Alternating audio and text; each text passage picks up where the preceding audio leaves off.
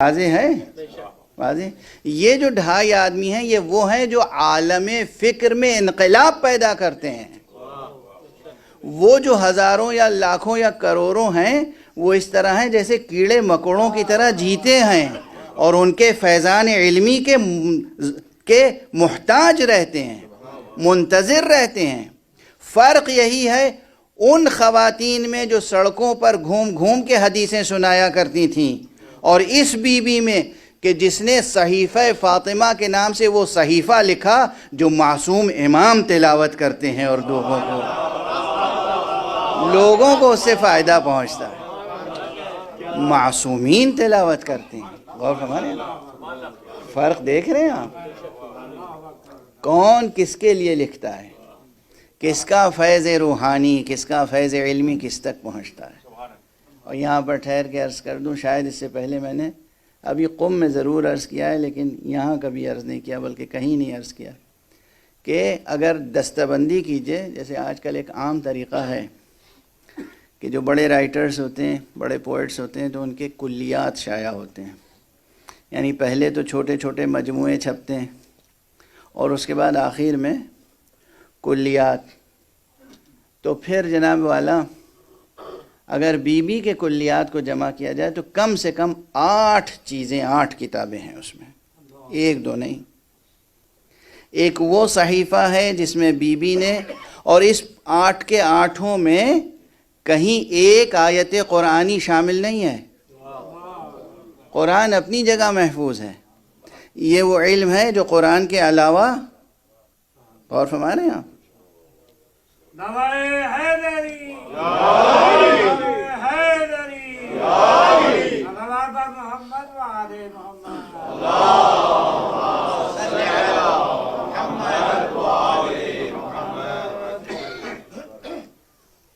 ظاہر ہے وہ اپنی جگہ قرآن مجید کی عظمت و منزلت محفوظ ہے کہ قرآن مجید میں تمام کا تمام علم ہے۔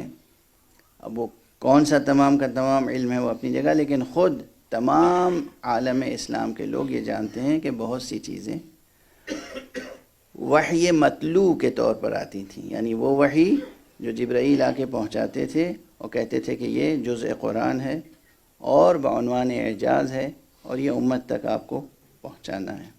اور بہت کچھ وہ ہوتا تھا کہ جو جبرائیل علیہ السلام لے کر آتے تھے اور وہ حصہ قرآن کا نہیں ہوتا تھا، اور جب حضور ارشاد فرماتے تھے تو اسے حدیث قدسی کہتے تھے۔ حدیث قدسی یعنی اللہ سبحانہ و تعالیٰ کا وہ کلام جو جبرائیل ہی کے ذریعے سے حضرت تک پہنچا، لیکن وہ جزء قرآن نہیں تھا۔ تو اس کی بھی ایک بڑی تعداد ہے، احادیث قدسیہ کی بڑی تعداد ہے۔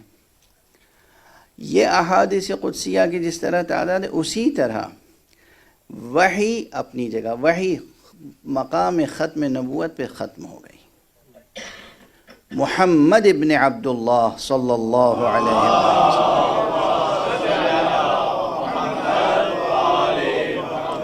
ان پر وحی تمام ہو گئی۔ کوئی یہ نہ سمجھے کہ ہم وحی کے سلسلے کو جاری بتا رہے ہیں، نہیں، وحی ان پہ تمام ہو گئی، شریعت ان پہ تمام ہو گئی، دین ان پہ تمام ہو گیا، نبوت ان پہ ختم ہو گئی۔ لیکن اس کے بعد جبرائیل کا آنا ختم نبوت سے کوئی تعلق نہیں رکھتا ہے، نبوت ختم ہو چکی۔ اب جو جبرائیل آ رہے ہیں وہ حضرت بی بی فاطمہ زہرا سلام اللہ علیہا کے پاس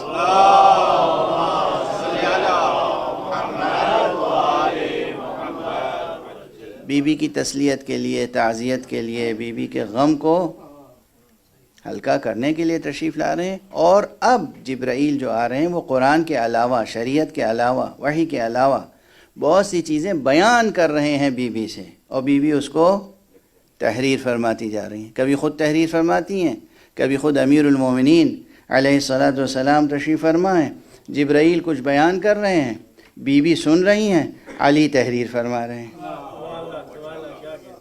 یہ صحیفے تیار ہوئے، اس میں 4 طرح کے مضامین کو الگ الگ رکھا گیا۔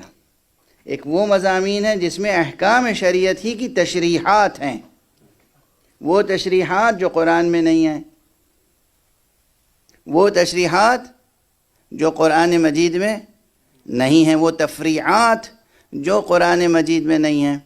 اب بہت سی چیزیں قرآن مجید میں نہیں ہیں نا، اتنا تو معلوم ہوگا آپ کو، بار بار یہ تو تقریباً ہر خطیب ہی مثال دے دیتا ہے، جو بھی سنت و سیرت مصطفیٰ صلی اللہ علیہ وآلہ وسلم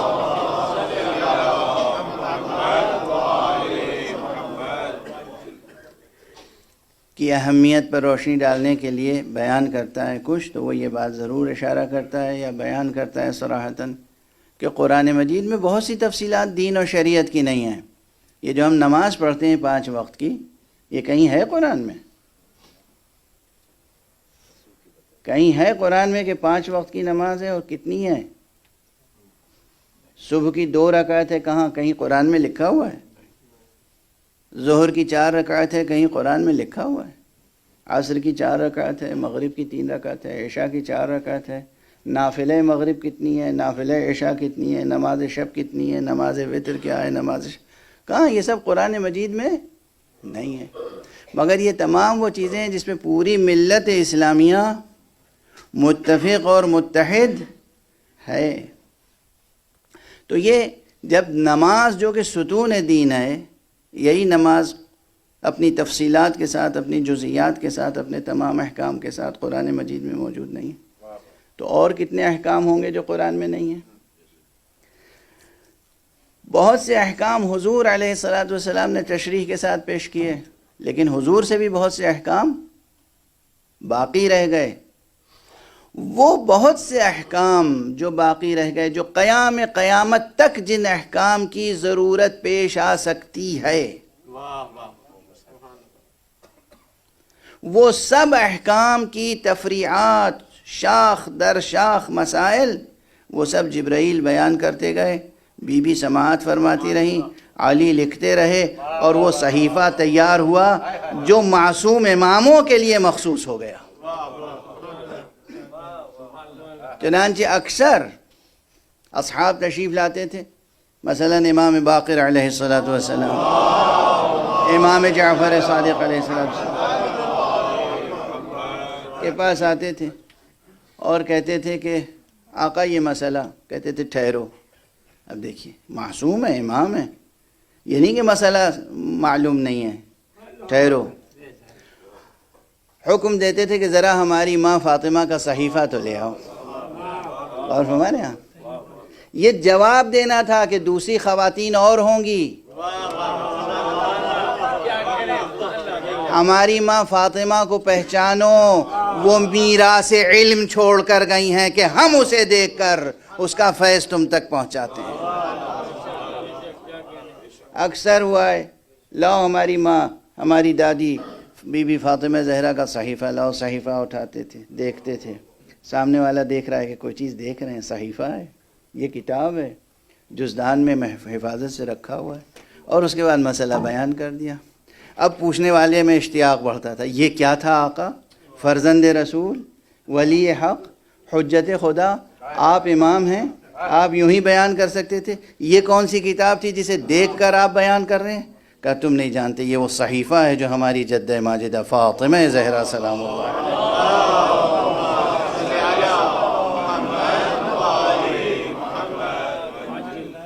تو ایک صحیفہ یہ ہے کہ جس میں احکام ہیں، جزئیات، یعنی اگر یہاں کوئی خراش لگ جائے اور کوئی چلا جائے جج کے پاس کہ صاحب ان کی وجہ سے یہاں پہ خراش لگی ہے، اب اس خراش کا کیا بدلہ ہوگا؟ خدش، اس کا عرش کیا ہوگا؟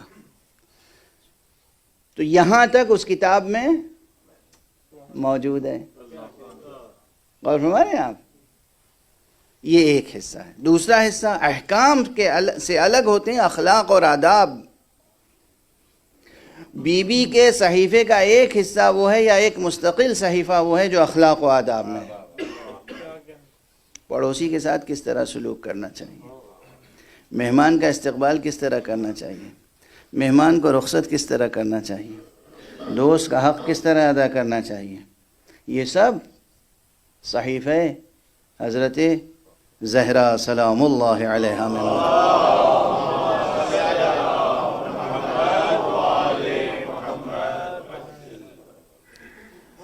اب میں تمام تفصیلات تو نہیں عرض کر سکتا اس وقت.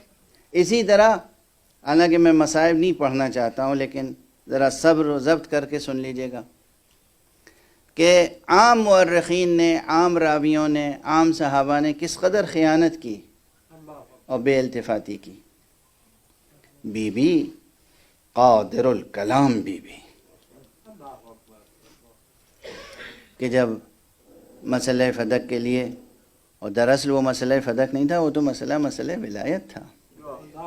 جب دربار میں تشریف لے گئی ہیں تو جو آپ نے خطبہ ارشاد فرمایا ہے، جو کہ محفوظ ہے، اور وہ بھی یوں محفوظ رہ گیا کہ اہل بیت کے گھرانے میں یہ تہذیب تھی کہ جس طرح وہ اپنے بچوں کو قرآن حفظ کراتے تھے، اسی طرح بی بی کا خطبہ حفظ کراتے تھے. اس لیے محفوظ ہے. اور یہ بی بی کے 2 خطبے ہیں جو عظیم الشان خطبے ہیں. اور یہاں پہ ٹھہر کے ایک بات اور عرض کر دوں کہ یہ دونوں خطبے ایسے ہیں، صرف یہ 2، اگر کچھ اور نہ ہو، صحیفہ تو پردہ غیب میں ہے، یعنی معصومین کے پاس ہے، یہ 2 خطبے تو ہمارے پاس ہیں. ان دونوں خطبوں کا ایک ایک کلمہ ایسا ہے کہ اس سے نہ جانے کتنے ابواب علم کھلتے ہیں. میں ابواب علم کہہ رہا ہوں. اور اس کی مثال دے دوں محسوس، ذرا سمجھنے کی کوشش کر لیں کہ دیکھیے کبھی یہ ہوتا ہے کہ آپ کتاب قلم لے کے بیٹھیں، کاپی لے کے بیٹھیں، پڑھتے رہیں اور کچھ سمجھ میں نہیں آتا.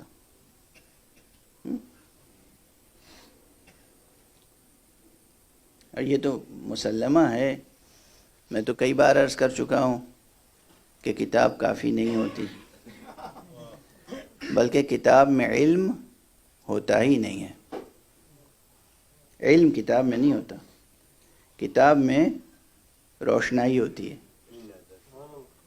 کتاب میں حروف ہوتے ہیں، کتاب میں الفاظ ہوتے ہیں، کتاب میں عبارتیں ہوتی ہیں. کتاب میں علم نہیں ہوتا. علم وہ جوہر ہے. کاغذ کتاب بے جان ہوتی ہے نا، علم وہ جوہر ہے جو کسی بے جان ظرف میں ہوتا ہی نہیں. علم ہمیشہ جاندار ظرف میں ہوتا ہے. علم کبھی بے جان ظرف میں نہیں ہوتا، یہ یاد رکھیے. اچھا اجازت دیجئے تو اب تھوڑی سی وضاحت کر دیں. اس میں ایک صلوات پڑھ دیجئے محمد.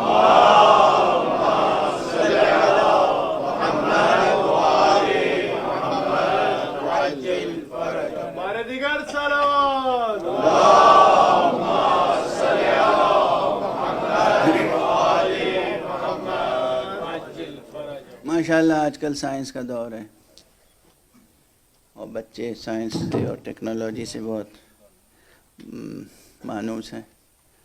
جب مجھے غصہ آ جاتا ہے تو بہت اچھی تقریر ہوتی ہے، شاید اسی لیے ہمیشہ مائک خراب رکھا جاتا ہے تاکہ مجھے غصہ آ جائے. ایک صلوات پڑھ دیجئے محمد.